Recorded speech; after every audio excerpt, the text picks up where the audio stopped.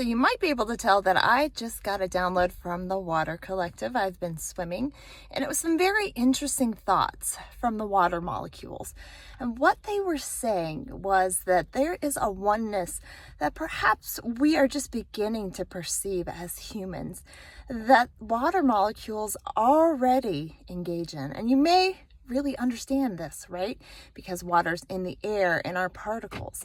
The water was also saying, I asked, I was like, I'm in chlorine, is this even possible for you to not be diluted or have any toxicity? And what water said was that it can actually work around and see the molecules that don't necessarily belong.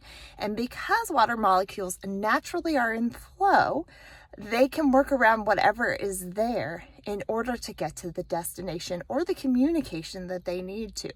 They also mentioned that a lot of these particles that we consider to be toxic are simply different vibrations, and they all have unique purposes. We just may not be aware of what they are yet to their best highest affinity, much like humans, right? If we can work around the challenges and be in flow, we can always get to our destination. And even the lower vibrations that we may encounter serve some purpose for the greater good and have the ability to be transformed. So I thought all of these ideas were very, very rich, but the water molecules also wanted to remind us that there is a oneness. So I said, I'm going to Costa Rica. Can you communicate to the other water molecules in the ocean there? And they said, certainly, instantly, because water is in the air, in those particles. And because, again, there's this oneness with the water collective that they can instantaneously communicate with one another.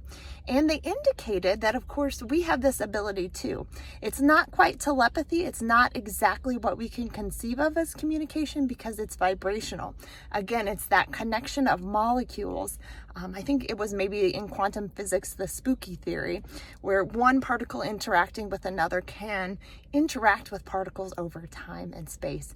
And they were saying we have that too. We just haven't turned on that ability that is already there and latent, and that the water molecules can serve as a wonderful example of how that's possible should we need a map to get there.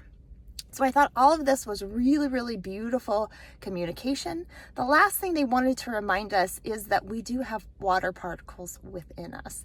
So whenever they are communicating with us, whenever we're asking to heal, all of those things, we have those same abilities because we're made up of so much water that already lives within us. Something I like to do is I do Reiki my water at times before I go to bed especially, and ask it to heal me and align me with the highest vibrations that are possible.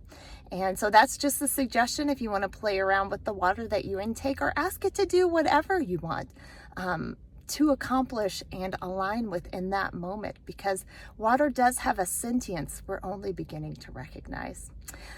This has just been a little overview of some of my cosmic thoughts and downloads. My name is Christy Estelle, and I appreciate you listening.